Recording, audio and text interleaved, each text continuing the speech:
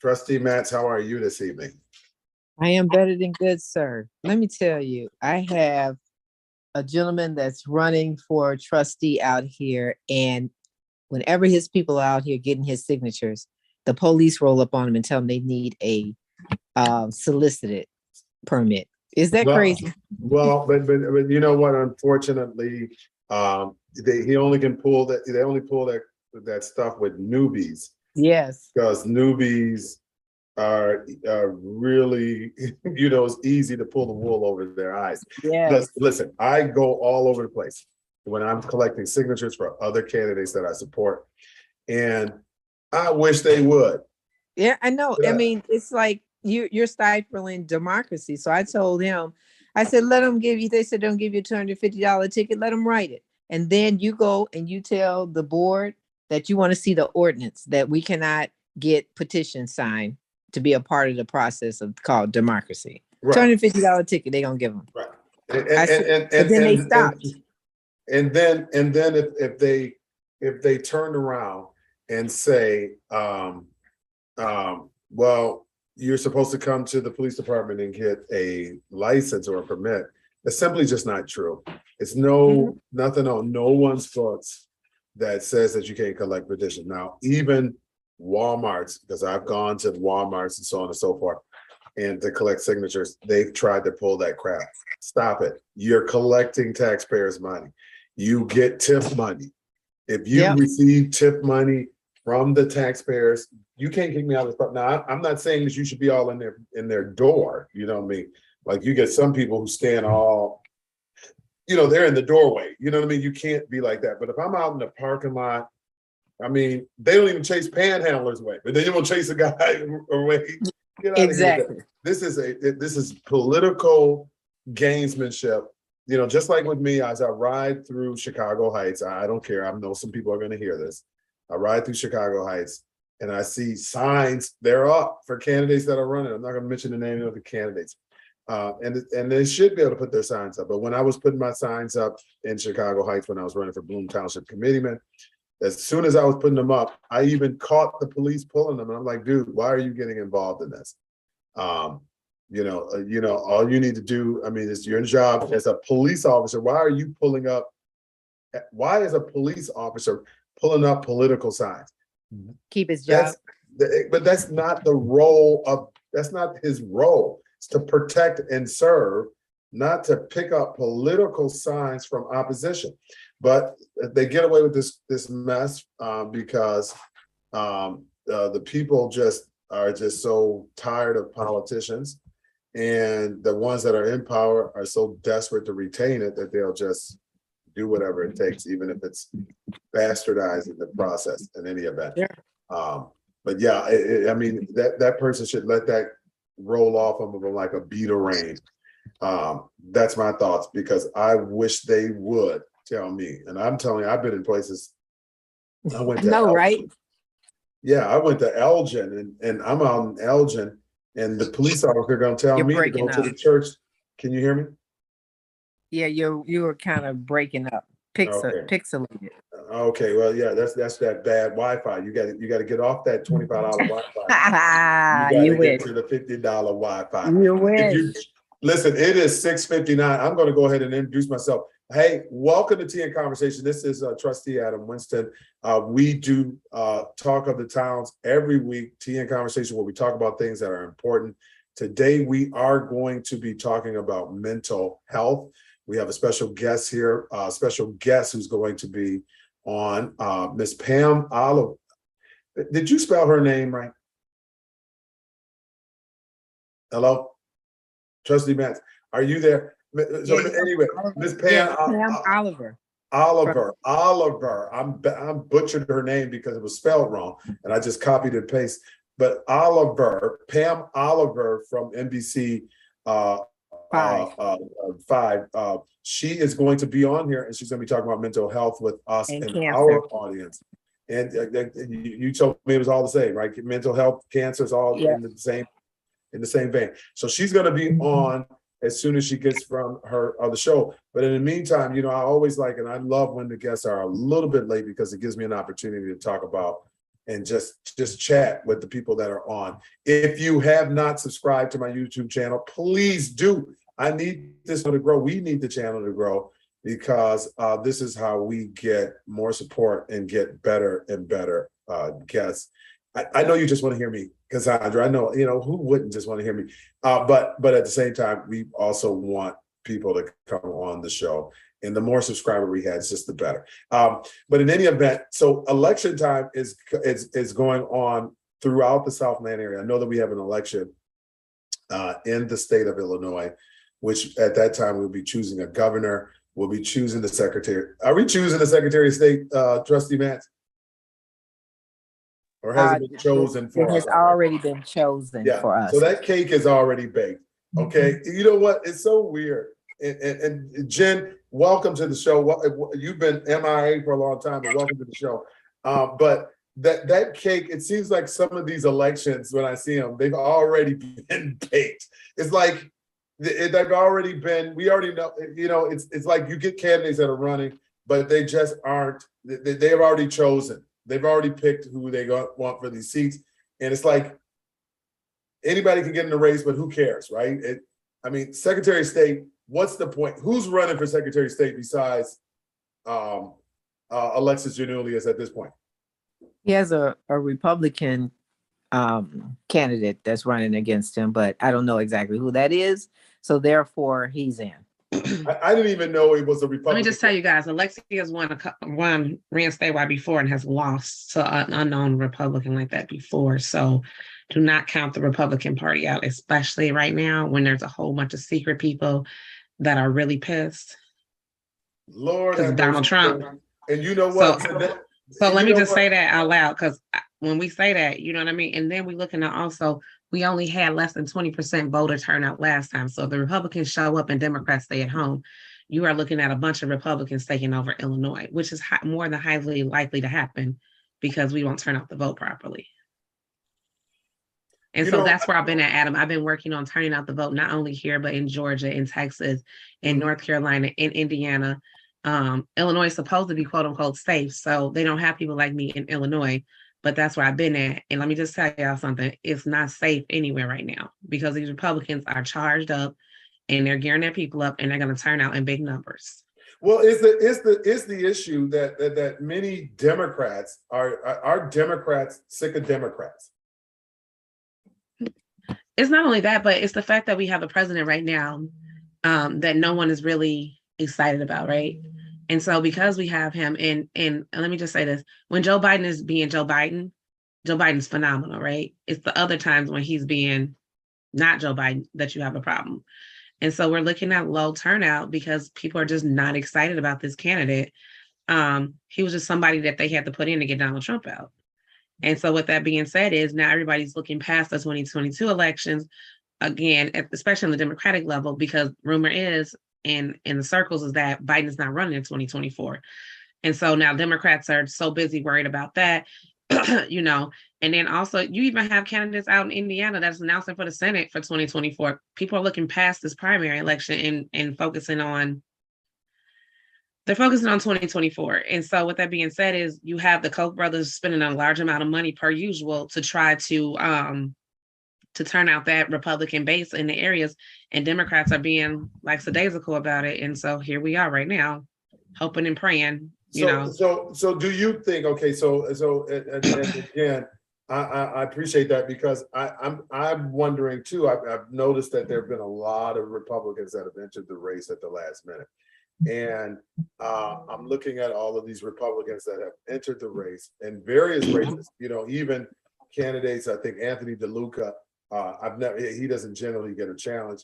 You got Thaddeus Jones. He's got a challenge, Republican. Yeah, Jeff Coleman's running against Thaddeus. Yeah. So this is what you have happening right now. The Republican Party is also doing something that the Democrats should have been doing a long time ago, and they are giving their candidates $5,000 to run. Mm-hmm. So the RNC is putting in $5,000 just for the candidates to run. They're giving them free website. They get access to the voter database. You know, they get a box of lit, so they get 5,000 pieces of lit. They get a photo shoot. So they're doing stuff on a whole different level. This is why I said they're dumping a crap ton of money into these Republican races, and we are sitting back just like, hey, per usual, like, hey, we're safe everywhere, and it's the furthest thing from the truth. I mean, I'm just looking at Warnock and Walker's race, and Warnock was winning by like at 7 points like last month, and now they're like neck and neck because the Republicans are dumping money into these races like crazy. And so that's what you're going to have happen. And the Republicans are also known, they don't campaign like Democrats. They wait for October to hit, right? And so when October hits, they're going to come in with the October surprise. So this is where we are. So if you were a Democrat candidate running at this particular time, which Democrats are vulnerable, you think? Michael Hastings, let's start there. I think a lot of them are vulnerable, because here's the thing. If the Republicans actually go out and knock on doors, let me just say this. I was in Indiana, right? This past primary. The DNC got behind the candidate that I was opposing, right? They put a crap ton of money into this race, $100,000, right? We had all of $5,000. I'm talking about, and this is not like, you know, to pay me or anything like that. I'm talking about this is money to pay, you know, for expenditures and stuff like that. We had 5,000. He had 100,000 for his expenditure. We beat him by 20 points because we went to go knock on doors, and he sent out mailers. If the Republicans knock doors, we are screwed. So which Democrat candidates that have a Republican candidate, and I was just kicking out some.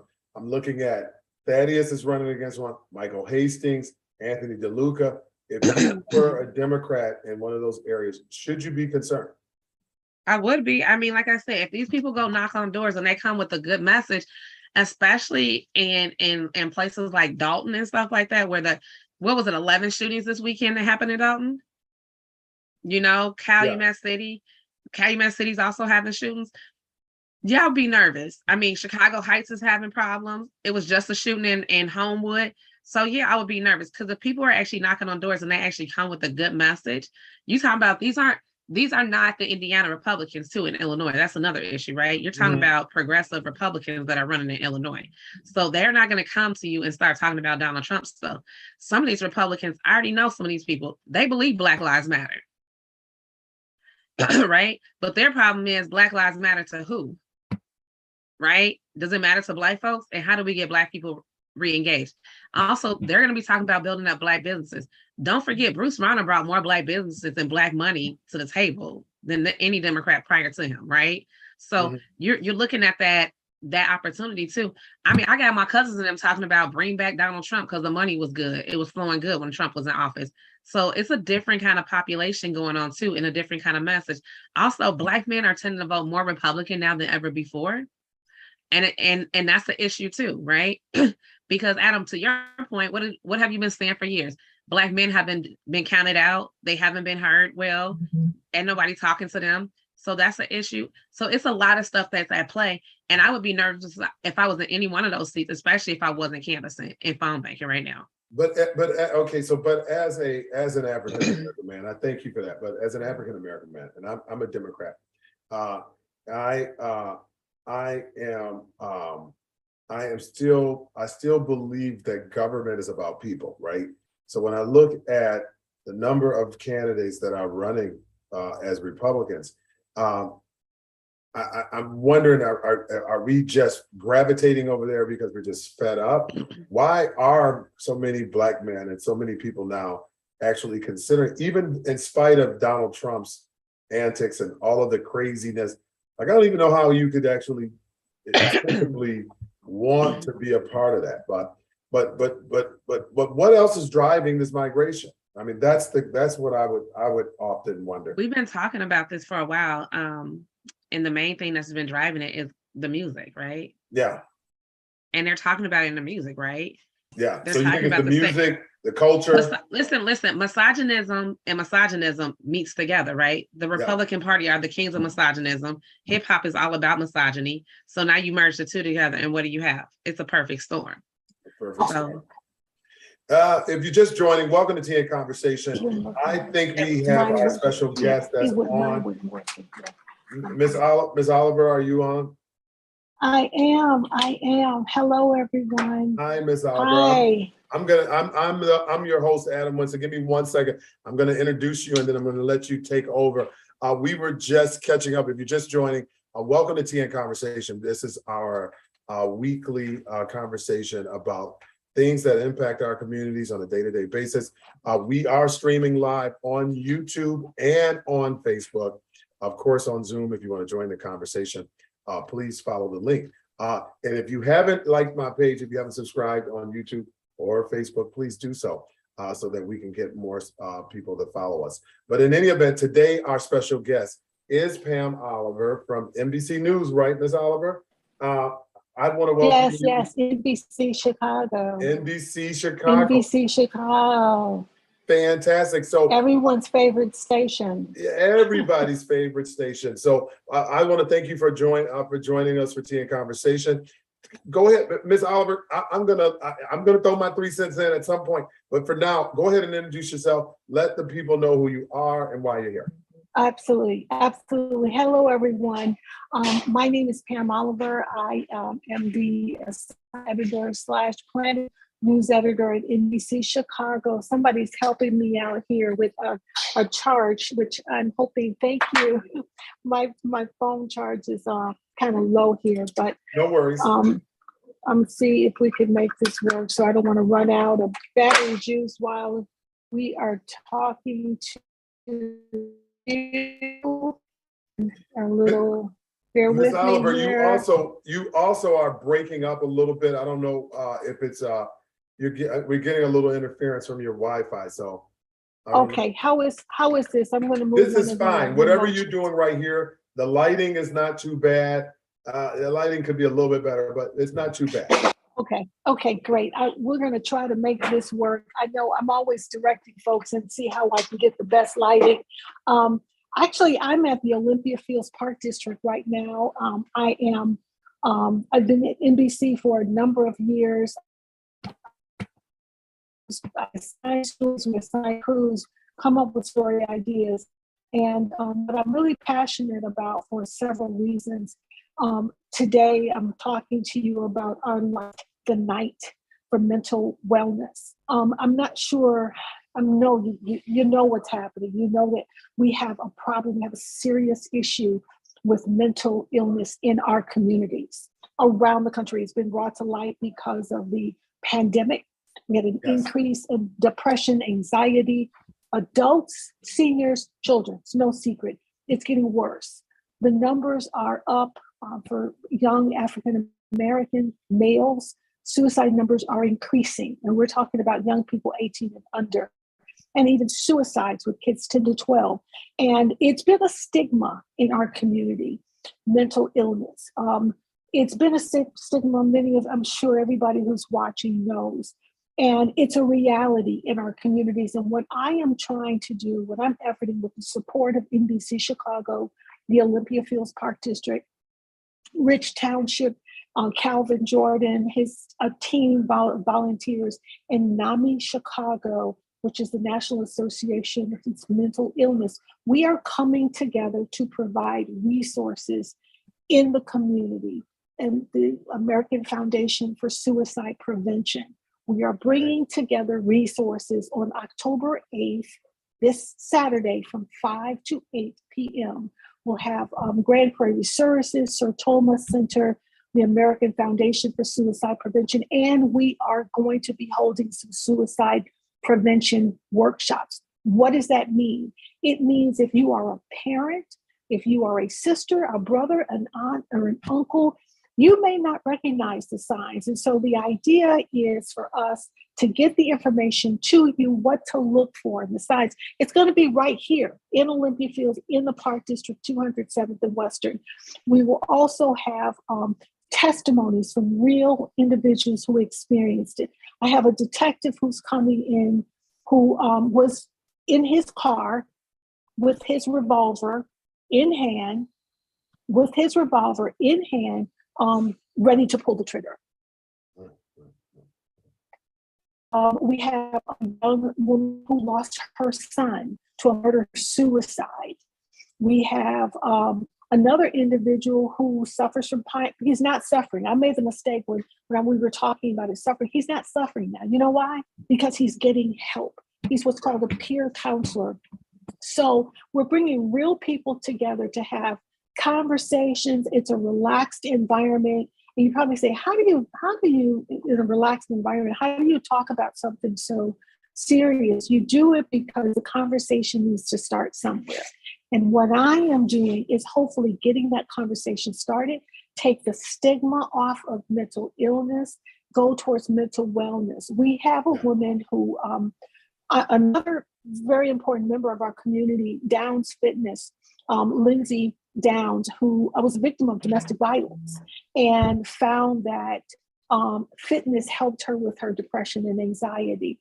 We will have a candlelight vigil in remembrance of those that lost their struggles, those that are still struggling.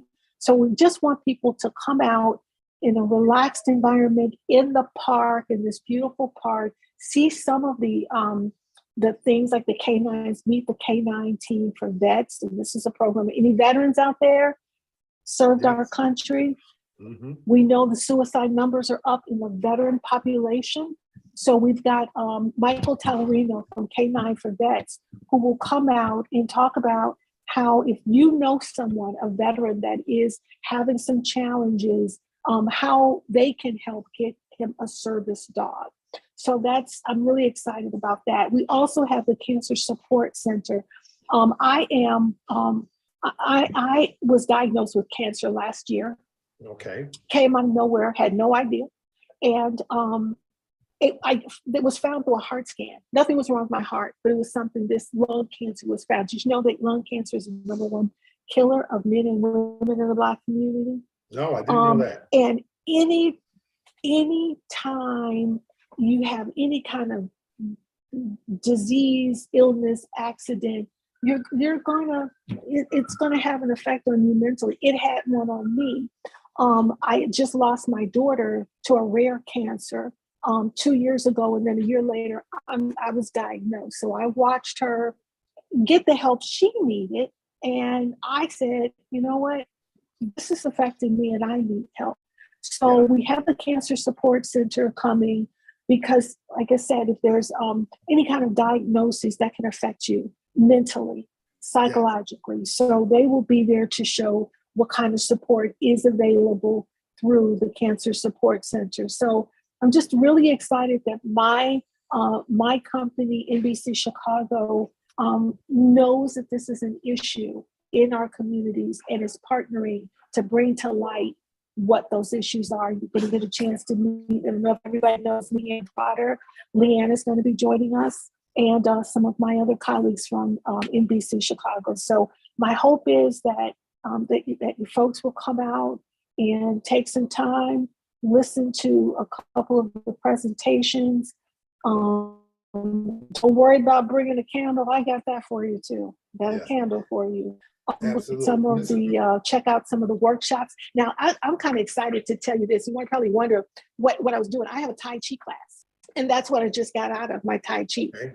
And Sam, our Tai Chi instructor is going to be giving like a little sample of some Tai Chi too. Okay. So come these on are all out. good things that help with that, with help to foster healthy mental awareness, right? Because Tai Chi Absolutely. is another good way to get with that healthy endorphins. I don't know what you call them. But Ms. Oliver, I wanted to go back a moment ago because you did touch on something that's very near and dear to my heart. I don't know how many people who listen to me know that my niece, actually 19 years old, she actually committed suicide. And one of the things that I felt something was going on, right? I felt it's like I was watching her, but I couldn't figure it out, right? And I mean, are there things that parents and loved ones, in the event that, because I think we all suffer from mental illness at some time or another, but one thing that broke my heart with my niece was the fact that I just felt like she just didn't come to me, right? Or she didn't talk to me. And I know that she didn't have to talk to me, right? She could talk to anyone, but I just felt that I had this relationship with her where if something was that catastrophic in her world, that she would be willing to share. And my sadness turned into frustration because I felt like my family should have saw it, right? We all should have been a little bit more aware. And then she was 19 and then she hung herself. These are things that just, I couldn't even process it. And it took me, even as a survivor, it took me 4 years to even recognize that this happened, right? And it wasn't anyone else's fault. And what are some things, and I'm speaking from a place of ignorance about this, but I'm also speaking from a place of someone who never thought it would happen to my family, right? Not my family. No, we are mentally healthy. We're strong like bull. We communicate our feelings. We know the importance of therapy, and even in spite of that, it did not happen. Well, I'm going to tell you, I am not a mental health professional, but I have one, Felicia Houston, that has actually been going to the high schools. She's been going to the Rich Township high schools and other Felicia schools. Houston? There's one in Creek. Felicia Houston. She is going to be, please come on out. Felicia will be conducting our suicide prevention workshop. Yeah. We will also have, like I said, the foundation there for suicide prevention. But she says when she goes out, she's seen a shift in how young people respond to suicide. Have you ever thought about it? No, I hadn't thought. A few years ago. Have you ever thought about what you would? Yes, I have. And they started, it's called ideation, suicidal ideation. So they actually have thought through the process of how they would do it. So before it was, no, I haven't, but maybe they have. But then all of a sudden it became, well, yeah, I thought about it. And then you go from, I thought about it, how would you do it? And then actually I would overdose. I'd take 25 pills. And that seems to be apparently in hanging a couple of the ways that, that's death by suicide. My best girlfriend's husband, her just graduated from Howard a couple of years ago, and promising future, and committed suicide. I do this in memory of one of my friends who I watched her son grow up, and he just recently, a few months ago, committed suicide. And that's when I said something's got to be done. So you ask about what are the signs and the symptoms. There's so many little subtle things. Star basketball player who had the world in front of him, popular straight A student, committed suicide. So we have this idea about, who is that person? Someone who is withdrawn, someone who, stops doing their favorite thing, shuts them. That might be it for some people, but maybe not. That's why it's so important to encourage our community to come out and look for these things. Felicia will be here. Yeah. We will have individuals that It starts with depression, though. I can't tell you that. It starts with depression, and that depression that is now becomes overwhelming, and what am I going to live for? So that's what I do know, and that's what they have told me, and that's what I have seen. So if we can control, I think, the depression and pick up on some of those signs of depression, then maybe that will put our families closer to seeking help and not just saying, oh, this is just a teen. They're just being a teenager. How many times have we heard that? Yeah, Oh, they're just lot. being a teenager. Yeah, we've heard a lot. One of my colleagues, I've asked him to come, Latino, Hispanic, and he's an awesome young man. And I asked him if he would participate. And he said, oh, absolutely. Absolutely. I want to be there because as a young Latino growing up, my dad was always like, oh, suck it in. You can suck that in. You can suck that in. What are you talking about? Your emotions. So, you hear a lot about the social emotional learning now, which is so important. Years ago, we wouldn't, social emotional learning, what the heck is that? But now schools are beginning to see the importance and the significance of that. In NAMI Chicago, NAMI, the National Association Alliance, they have programs, they have partnered with CPS schools. So maybe as you as a trustee, figure out a way to partner with them to get these kinds of things in the schools. Yes. So it's not just your school counselor that is handling, we have done stories, and it just breaks my heart about young students in Chicago that were bullied and they committed suicide. Older kids, teenagers, 14, 15, 16, you think they handle bully because of bullying.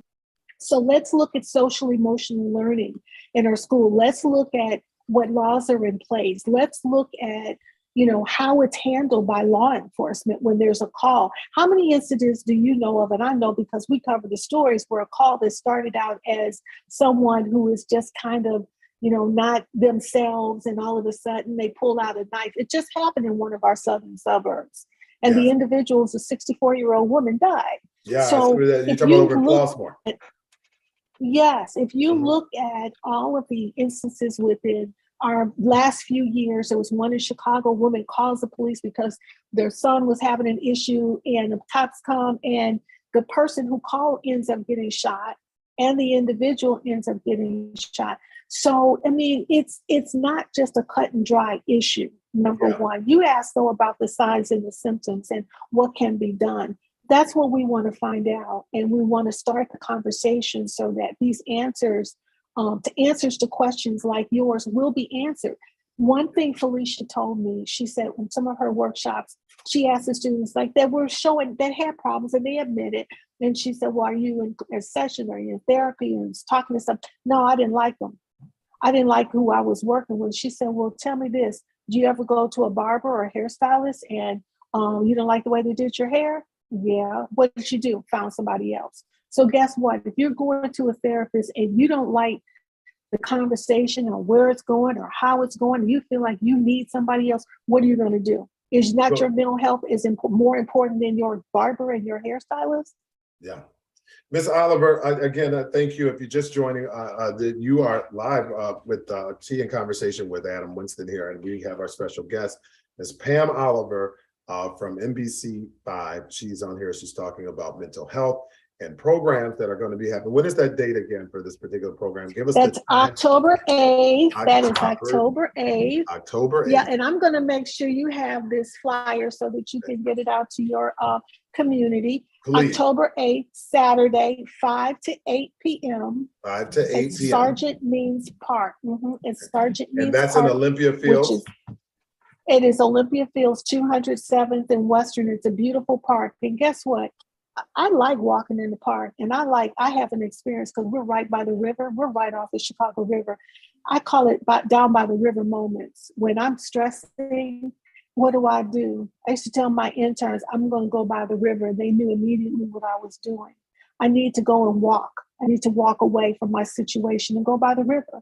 And it's the same way. When I'm feeling a certain way, you go walk, take a walk in the park. But it's not always that easy. And it's Miss- okay to say I'm not okay. It is okay. But Miss Oliver, so in contrary, and I have to ask this as well, because mental health has been really kind of the focus on many of these issues that have been happening throughout, I'm just going to say the Southland area, okay? That includes the suburbs. Have we become, is that our go-to now, right? And I know that there are real mental health of challenges that people suffer, but now are other people exploiting this? Are some people that, some of these things that I hear in the news about, oh, they had to be out of their minds? No, it's a fact. It's a fact. Okay. I read something that it was a tweet earlier today, and they said, I'm tired of hearing about people who say they are suffering from depression and anxiety. It's what's not being said, that you're not okay. You're posting all kind of messages. I'm okay. I'm okay. I'm not suffering. I'm not suffering. I'm not suffering from any kind of mental illness or breakdown. But maybe the question should be, you know what? They're not exaggerating. They are having some issues. And I don't think it's something just because it's the buzzword now. This has been a problem. If you look at the numbers of individuals who are suffering, who are committing suicide, and in the Southlands, the numbers are up. Young people. If you look numbers, you can make numbers lie sometimes when you're talking about money, but when people are suffering and dying, and you personally are experiencing because your own niece, do you know this? In the last 3-4 months, 3 people that I know, 3 individuals that I know, the young man, 32, someone that I grew up with, and I was trying to get what we call just a voiceover mention, because this was not like him. He disappeared. They found his vehicle over at the lake, 57th Street. I talked to his cousin. I talked to his brother about it. And he said, I don't feel good about this. He'd been taking care of his parents. He's a caregiver. He'd been taking care of his parents. Parents passed away. I was working that weekend. We were going to do like hey, have you seen this vehicle? If you've seen this individual. And next thing I know, on the scanners, I'm hearing that there was a body that was being pulled out of Lake Michigan on 83rd. And I called him. I called the brother, and I said, listen, I'm not saying this is, but call the detective who's working on your brother's case. Yeah. Well, 2 days later, he told me it was confirmed. It was confirmed. The other individual, I have to tell you this, when I called like Michael Tellerino, K9 for Vets, to be a part of this, he said, did you hear about John? And he said, no, I would love to, Pam. I'd love to. Did you hear about John? And I said, John used to do a lot of press for him. He was a paramedic that had been injured, suffered PTSD, and had a service dog. And I said, no, I didn't hear about John. Why? And he said, John committed suicide just last week. Yeah. So it's real. Don't believe the hype that it's not real. Please don't. Ms. Oliver, thank you very much. Can you got time to take a couple of questions? I got guests. Absolutely. Trustee Matz, you now have the floor. Ms. Oliver's on the line, so go ahead with your question. Hi, Pam. Glad to see you on tonight, giving us all of this information that is well needed.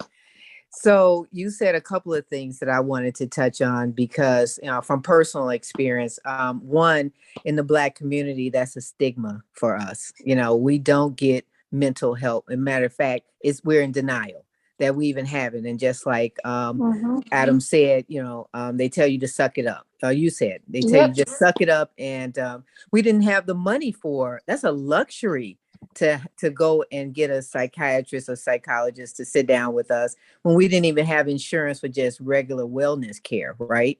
And so a lot of it was trial and error. I had a brother that suffered from schizophrenia, bipolar. My mother was in denial. She was like, oh, I had 8 healthy kids. It was drugs that made him, made that happen. No, drugs probably exacerbated it, made it come on stronger, that we didn't recognize it. But yeah, I had one brother like that. And then the other young man that you talked about in our community, who really is a family member of us all, because our children Yes. grew up with them, right? And it just Mhm. broke my heart that, the mother and the father was going through this, and that he suffered so much that he figured he had to just take his life. And so that made me wrap my arms around my kids, because this was close to the vest now. This was a young man that they grew up with, they Mhm. hung out with, they played with, right? And so as I'm talking to my kids, do a Zoom call, because one of them's not here in the city, but the other two are, and they don't live with me. So we do a Zoom call just to dissect this, because I want to know. I want to know, have you guys, how do you feel about this? And let's just talk about it. Let's just vent over it, and really unpack this. And how do you feel? And I said, all right, anybody thinking about suicide? I mean, because life now is so much harder than when we came up, because of all It of the is. mediums and everything that they trying to keep up with. We got over 1 million channels, which shows you that your life ain't right because their life is better. So now you're trying to keep up with that. And so it's very hard for them to navigate through this thing called life. So I want to know where we at, what are you all doing, and how is everybody's mental? Then my daughter said something to me that just, really shocked me. My daughter has eczema, and she suffered from eczema since birth, and it's so ravishing. And we've just been on a roller coaster ride with that. And she told me, she said, Mom, in college, not grade school, high school, college, she said it got so bad that I thought about just killing myself. Oh my Floored me, God. Oh. floored me. I was Mm. like, what?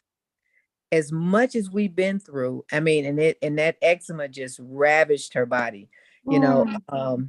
And I said, well, how did you get through it? It was just breaking my heart to hear her say that. Mm.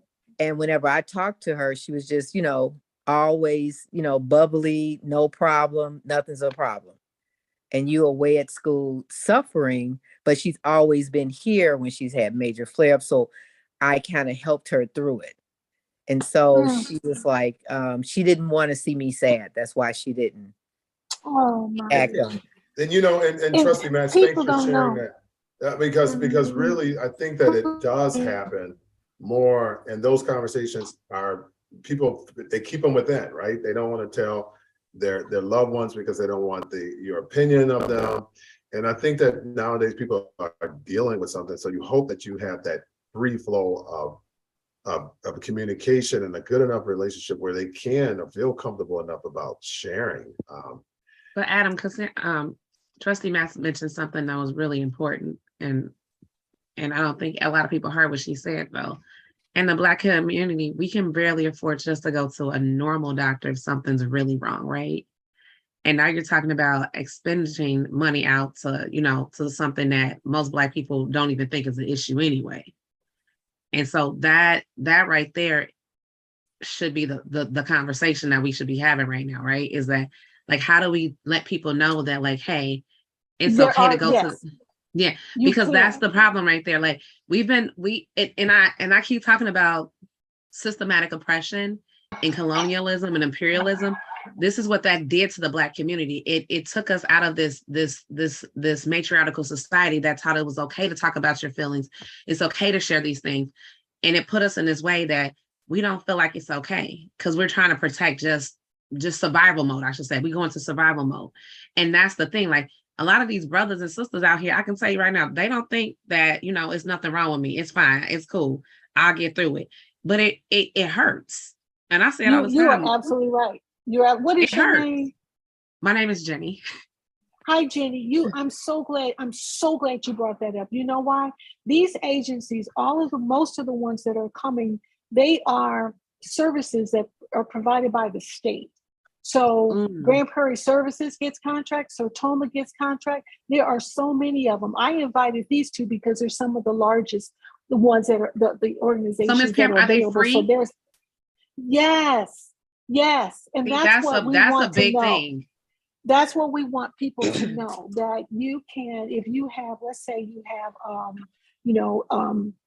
assistance through, aid through that pays for your kids' doctor's visits, or you have insurance through your own carrier. Yes, that service, and I can't speak for all of them, but it is something, it's a right that you have. Now, going beyond one of the biggest issues, once your kid reaches the age of 18, your hands are like, hands up. I don't know what to do, because you're not in the doctor's office with them. That's the big problem. So that's the conversation that also needs to take place with our legislators. Like, how do we get help? If we know that this person has a problem and they're over the 18, what do? That's the stumbling block right there. That right there. Because unless, and the police will tell you, well, has he threatened you? Is he going to harm to himself? Is he going to do this? Is he going to do that? No, he hasn't hit me. He hasn't done this. Then, well, you know what? Our hands are tied. So there are a lot of questions and a lot of people that, need to look at the policies and understand that there's some new legislation that is being proposed and they're reviewing it. But we have to hold them to task and say, okay, how do you address these issues? What if there's not enough money? What if there's a need to be, for a couple of days stay in the hospital? I know that if they attempt suicide, that hospitals will do that. They'll keep them for a couple of days. So, I don't expect that we can solve the problems in 1 week or weekend, a workshop and exposing. But guess what? We get the conversation started.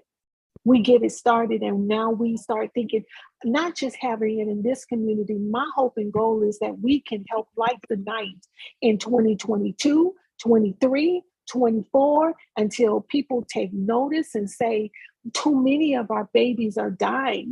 All the incidents on every single part of the Chicago and the suburbs. I don't care where you go, north, south, east, and west. I'm in the newsroom. I hear it all the time. Every incident. We don't report everything. We can't. And then if you turn on the news, that's all you would hear is like, this issue is on this time. But violence is an issue. But you have to look at the mental health of individuals. You have to. You have to look at inequities in our system. We don't even have clinics. We don't even have places. I'm so happy that you said it was free. This is a problem. We don't even have the places like the normal places that you go for medical care. It's a lot of communities that don't even have just the normal doctor. Right. And so there's, you're absolutely right. And that's why I said I'm happy that you said it's free. And I'm also hoping that like these programs that are free have like online Zoom stuff like this where people can get mental health via telehealth, because a lot of people don't even have money to travel to go to the doctor, right? Yes, and that's another thing that we really want to emphasize and share is that the face of mental health and how you get your health has changed. You know what the living room is? Have you ever heard of the concept of the living room? The living room, it looks like it could be in your living room. It looks like it could be in your, it's an open, welcoming environment. It's not the place where they've got this big couch. You kind of remember you see the movies, those couches where people, the room is dark and the person is sitting next to you with a notepad taking all your notes. The face of it is changing. We have one right down the street, Sertoma, on Lincoln Highway. So no, everything you're saying, there needs to be clarification. There needs to be explanation. There needs to be, I don't know all the policies about, how much funding is given in all communities, but I do know that people in communities are realizing there's a problem. There's one that just opened up in Woodlawn. You know why? Because they don't have the centers that they used to have in Chicago, because many years ago, the city decided, you know what, we want to hand this over to community agencies to handle the mental health. Well, then all of a sudden you look up and they're far and few between. State hospitals are closing. They closed Tinley Park. They closed Tinley Park. And Tinley Park was like I hate to say this, but that was like the go-to place in the Southland. If you knew that you weren't mentally okay, everybody knew you could go to Tinley Park and get the help you needed. And then they shut it down. And they kept saying that they were going to replace it with something better. We're going to do what did they tell us? We're going to get a major hospital like Cook County. It was going to be a Southland version of Cook County out here, and it was supposed to get absorbed into that. none of that has come to fruition. So right now we have a bunch of people, and then also they shut down Oak Forest too. That was another issue too. So Oak Forest and Tinley Park were both gone. So those were free resources in our communities where, you know, if you couldn't afford to go to the doctor, you could go there. And we don't have that anymore. And that's what I keep saying. Like, it's not the fact that some people are reaching out for help. It's the fact that they already know they can't afford it. Right. Well, that's why we have really. to have these conversations. So how do I get exactly why? But you know, in fairness, so I know that some counselors do have a sliding scale. So I don't know if people even know that, but some of them, if you don't have insurance and you have pocket, they will offer you a sliding scale. If you don't have it, they will offer you the opportunity. They still want to help you. They just will have a sliding scale. And Ms. Oliver, in terms of one of the things that I wanted to ask you, I know that, well, for me, I don't know if anybody else is confused. It seems like Mental Health Awareness Month, is it in October? It seems like it's, I thought it was in another. You know what, we got so many months. Is it May or October? No, there was September suicide prevention. No, it was September mental health awareness, suicide prevention. I think we're into. They kind of overlap. Okay. And I know this month is domestic violence month. But you know what I and we get pitches for stories all the time because it's a month, it's Heart Month, this is obviously Breast Cancer Awareness Month. So these are times when people can say, we're going to focus on these health issues, this issue, but it's a 12-month issue. It's a year-round issue. So don't get hung up, folks, about the month it is. We just use that time to bring light and awareness to issues that are really, really important that need to be. So when this is over on October, 8th, I want people still be talking about it next week and next month and December. And you guys are awesome. The questions and the points that you're bringing up and, about healthcare in our community, it's a much bigger issue. So this will open the door, really, I think, for more conversations about the issues that we're facing. You have to. Look at the hair industry. Look at the healthcare industry. People want to go spend lots and lots of money going to work out. And I'm right there with you. I'm right here, like I said, where I am right now. I want to do this, but we got to deal with our heads. We got to deal with these heads. You got to deal with that internal. We got it. Let me say this. Monday is World Mental Health Day. So Adam, I think that's what she was talking about. So Monday is World Mental Health Day. Okay. Along with Indigenous People Day, and then for the people that believe in colonialism, is Columbus Day. So exactly. So you are an activist, and I can tell, because your eyes are open. Your eyes are open, and I hope you come out. I really, really do. Well, we're gonna come. I'm gonna try to invite you. Let me say this. I'm gonna try to make it. I am also right now in charge of the Rich South alumni group, so I'll post that in our alumni group just to let everybody know. And I think it's about 2,000 people in there. And then I also have Chicago Southland and leaders, and I'll post it on there too, because I think this is important.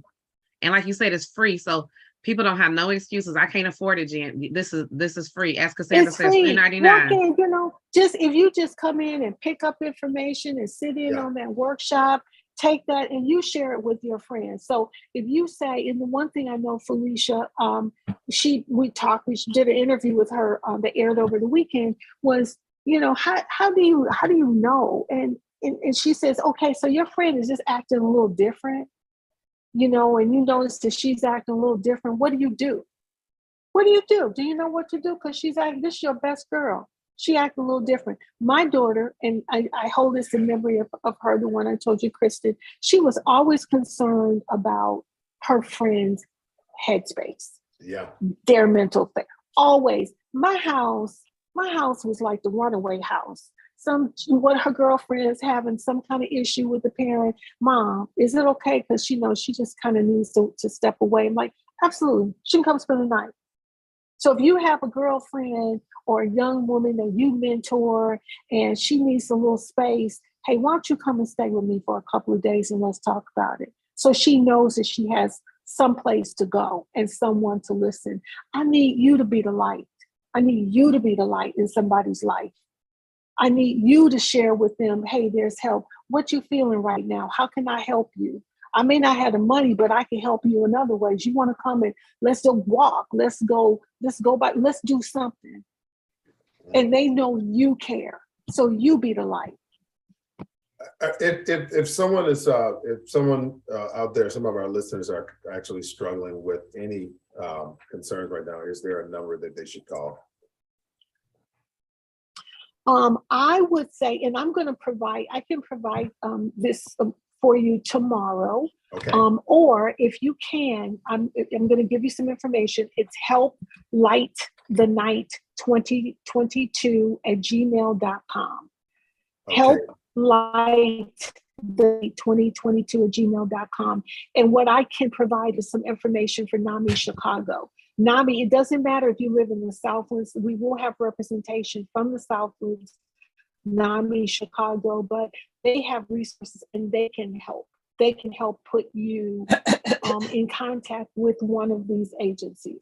So I hope that helps, knowing that it does. And actually what we will do, and just make sure when they send that email, say, hey, heard it on the radio show, I want to get more information about Saturday's event, and I won't be able to make it, or yes, I will be able to make it. How do I get some information about participating agencies?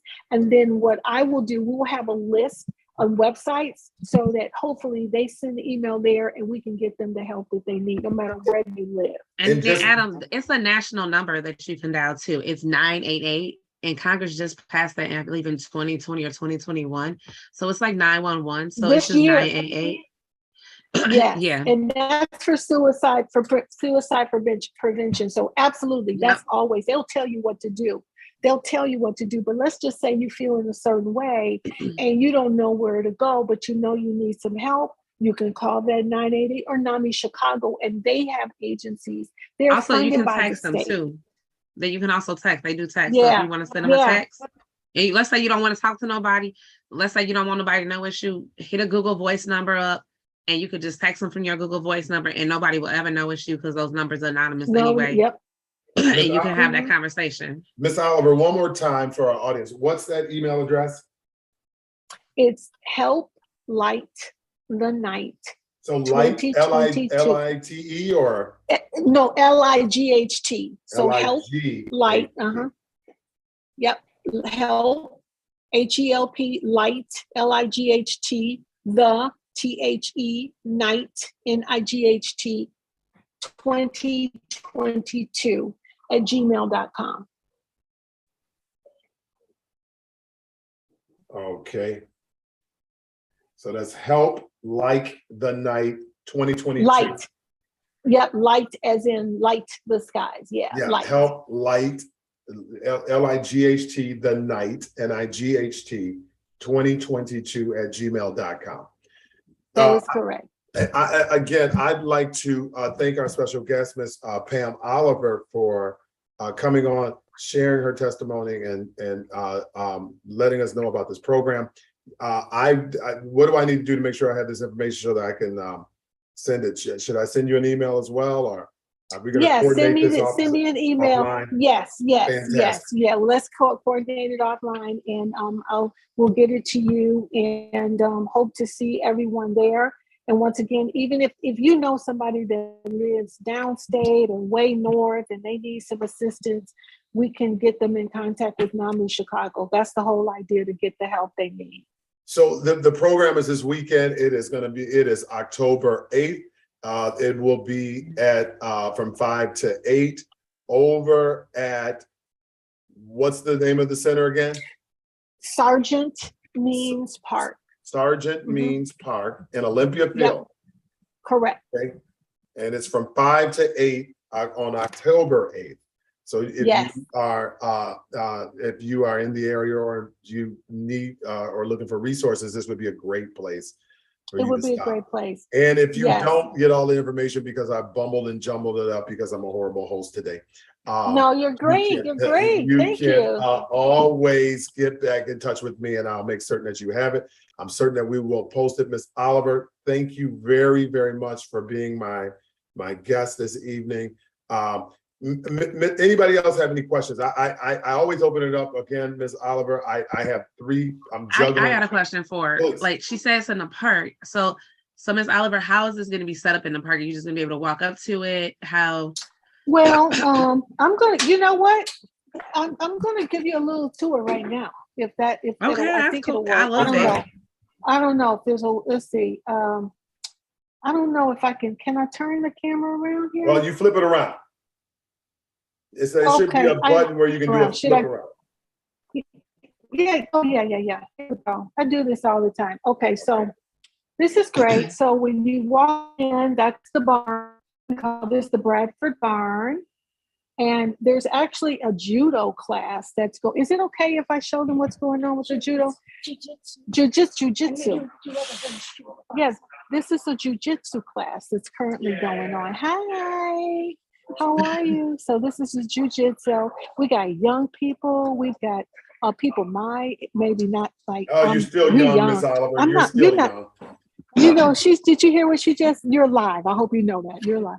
So, so this is where we're going to have it. This is the barn, and I know you can't see on the other side the window. There's a beautiful patio that opens up. So we'll open it. It's going to be a nice day, and then we'll have.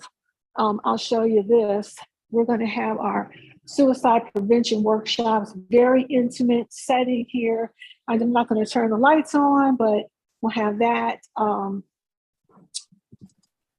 barn, and we have an area that's straight back. We call it, it's dark. I'm not going to show you. So we actually do some things outside. We also have an area called the Coal House. It's a little house that's just across the way from the from where we are now, Sergeant Means barn, and we will have some demos in there. So some fitness demos, my Tai Chi master instructor, he's agreed to do a couple of demos. So so yes, it's serious. This is a serious situation, but we want people to feel relaxed. We want them to feel comfortable. We want them to love up on each other because we want people to know there's help for you. So if you know somebody that needs help, you can share that with family and friends and learn how to get them the help they need. Absolutely. Miss Oliver. Yeah, I love that. I love what you're doing. My job, let me say this, Miss Oliver, my job offers, every year they offer us free counseling. So our therapy sessions are free at my job. And they always good. They always tell us like, hey, if you need to take a break, they don't count like those kind of breaks off as like your, actual off time. They just give you days off. So we actually have break days. So they be like, hey, Fridays, we're off this Friday. Hey, you're off. We're off Monday. So they already offer that already in there because they were like, people need mental health days. Good. And that's the day for you to go and get your mental health stuff. And you get paid for that day like you work, which I think is phenomenal. And we need more of that. So yeah, I'm so excited for all of this. I'm like, yay. Well, with all of the Adam, days, I picked a good day to come back. This is perfect. Yes, and with all of the days, and I Miss Oliver again, I want to thank you before I get into my stuff. Okay. But all of the days, I know Lori Lightfoot is offering days. I guess she's going to give 12 weeks for yes. We're not going to have anybody in the workplace in a minute, Jen. But Miss Oliver, thank you. Well, listen, folks will be alive and happy. Yeah, thank you very much. We will see you on Saturday. Again, see you please Saturday, everybody. Please, Sergeant Means Park and Olympia Fields. It will be from 5 to 8 on October 8th, Sergeant Means Park. You can meet Ms. Pam Oliver and all of the resources she have about mental health and wellness and so on and so forth. So please, if you're not busy, 5 to 8, I mean, that's a good time because you can't say it's that's a good day. Yeah, and it's going to be nice. It's going to be nice. You know what I mean? Early evening. Miss Oliver, who's doing anything on Saturday, night anyway? We're at a point now where, right, exactly. You can go do that later. Right. Thank you, guys. Thank you, Miss welcome, Miss Oliver. If you have not subscribed to my page, please subscribe to my YouTube page. I can get you just like the page. All you gotta do is go on YouTube, Adam Winston's Mondays Tea and Conversation, and like the page. We do have a board meeting tomorrow, guys. So there is a board meeting that will be taking place in the Village of Glenwood from, well, it starts at 6:30. So it's going to be a committee of the whole meeting, the COW meeting. COW stands for Committee of the Whole. So that meeting will be hosted tomorrow in the Village of Glenwood. So if you're in the neighborhood, don't hesitate to stop by, right? We will be talking about the budget. I don't know how much we'll be talking about the budget because we got the budget about 10 minutes ago. But in any event, we will be talking about the budget, and then we'll be going on into our regular agenda. I did not get a chance to get by the field house today. I know that there's been some news stories about some coverage about. See you, Ms. Oliver. Have a good one. Bye, guys. Have I did not get a chance to get to the field house to talk about the young man or the football team. Glenwood Cougars is a young man who, I guess because of his age, they have suspended the team. I don't know all of the details about this particular incident, but I do know that while we were hosting this tea and conversation, that they were actually having a kind of a rally at the park up there. So hopefully they resolve that quickly, and hopefully that young man or that team, even if that young man can't play, but everybody else isn't penalized just for I know, but that whole situation is ludicrous. This boy did. I mean, it's like this is what I keep saying about our community. They're punishing for someone for excelling academically. He's 13. He got put into sophomore year. So he was supposed to be in 8th grade. So he went from 8th grade to sophomore year. I can empathize with him and his family. I have the same situation with my daughter. My daughter's supposed to be in 7th grade right now. She's a freshman. She's 12. Right. You're punishing these kids for excelling academically and saying they can't play with their team because they're in high school. Well, That's crazy. I think that in football, not a narrow sport, like I know in baseball that isn't such an issue, but I think that the issue. But Adam, he's not playing for the high school team. He was only playing on his team. It doesn't matter if you're in high school according to the rules. This ain't my rule on football, but according to the rules. Listen, I understand. It was like that for soccer too. Like we have rules about that in soccer. And you got to know the rules. It says you can't be in high school and play for the team. But again, so like I said, you're going to punish him for excelling academically. Well, but physically he hasn't. If you're in high school, is he in high school? Yeah, so he went from being an 8th grade student, right? Because he was doing so well. They put him as a sophomore. So I don't know what high school he's at. But is she in? Okay, so I want to stay here. Is he in high school? Yeah, he is. He's a sophomore. Okay. So hold on, wait, let me say this. When he started on the team, he wasn't. Okay. So the school year started, he's excelling, right? And so during the school year, they're like, hey, he's doing excellent. Let's move him over here. So the football league didn't take any consideration that this kid, I understand where you're coming from. I don't know enough about it, right? But I do know that the whole entire team, I would hope that they don't punish the whole entire team. I guess that's my concern.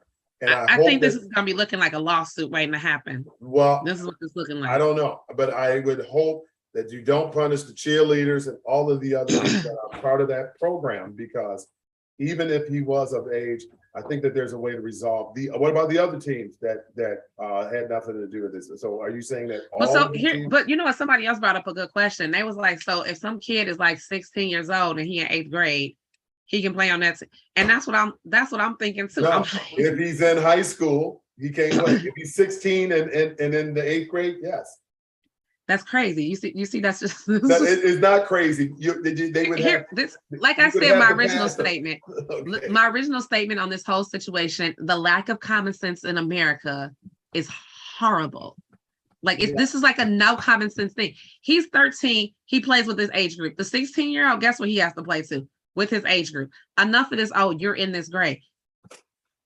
Who cares what grade you're in? What side? How's your body? In sports, unfortunately, it's by they group it, right? Football is one of those sports that they group it. Once you get into but listen, football is one of those sports. But guess what it says on the sports? His team. You cannot be in high school and play. No. It said you 13 on his team. Okay. So he's 13 and over. So guess what? He plays with the team. I guess that it depends. It depends on the hot mess, and I just hope they resolve it. But again, because America's common sense is a hot mess. It's a hot mess, and I don't think we're gonna resolve it in no tea and conversation tonight. But Oh no, I'm do not saying us. think- I mean, because if this was us, you know what I'm saying, we had a Yeah. league or something like that. Well, if This it wouldn't was even be an us, issue. Once I found out he was in high school, I probably would have been like, you can't play because I'm not going to go back and forth with these individuals. I mean, here's the thing, right? You're punishing a kid for adult decisions, right? The adults moved him to high school. It's not like this kid woke up one day and said, hey, I'm going to be a sophomore in high school, right? And this goes back to, like I said, the lack of common sense in our country. We have to stop punishing children for adult actions. Like, that doesn't make any sense. Now, if the child did something wrong, then punish him, accordingly. But when adults make adult decisions, how do you punish a child for adults making adult decisions? It's just, I don't know. Yes. Yeah. Well, I agree. I think that we need the accountability needs to go around, but you can't, it's very difficult to punish the parent when the kids are the players. They feel like you punish the parents by the kids. Well, I don't think you even punish the player. I think what should have happened was the league should have talked to the high school and been like, hey, is he playing? Is he participating in any sports at this level? The high school says, no, he just got here. Guess what? As long as he doesn't participate in any sports at the high school, you know what I mean? Because then it is an unfair advantage because he's training with bigger kids, then he's free to play.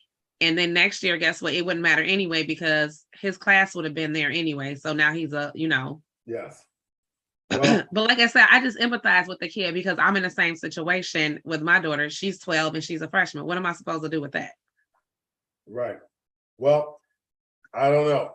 In other news, North Korea fired another ballistic missile. Okay? No, in China, and wait, in Japan, and while we're in the middle of this, Japan, my phone was going off. That's why I kept looking down. Japan had to go take cover. So they're telling their residents to take cover because the North Koreans are firing missiles over Japan right now. Yes. So a hot mess, and hopefully, this, I don't know what we're on the brink of, but. And not to mention, like, it's all kind of craziness going on in Brazil too, on top of that, right? Yes. Because of their presidential election. Then we just had the right-wing person in Italy. She's the female version of Donald Trump. She loves Mussolini and all those kind of crazy people. And she just got elected. So yeah, they're all gonna die. In any event, on that news, this has been a fun-filled tea and conversation. Jen, your hair looks nice. I will see you next week here at Tea and Conversation. Thanks for coming by. You're supposed to pick up your birthday gift. I'm gonna come get my gift. I've been dentist all day. No worries. I mean, this is gonna mess up your teeth. But in any event, I will see you when I see you. Until next Wednesday, until next Monday. Next Monday, I will see you back here on Tea and Conversation. Have a great night. Bye, everybody. See ya. Bye-bye.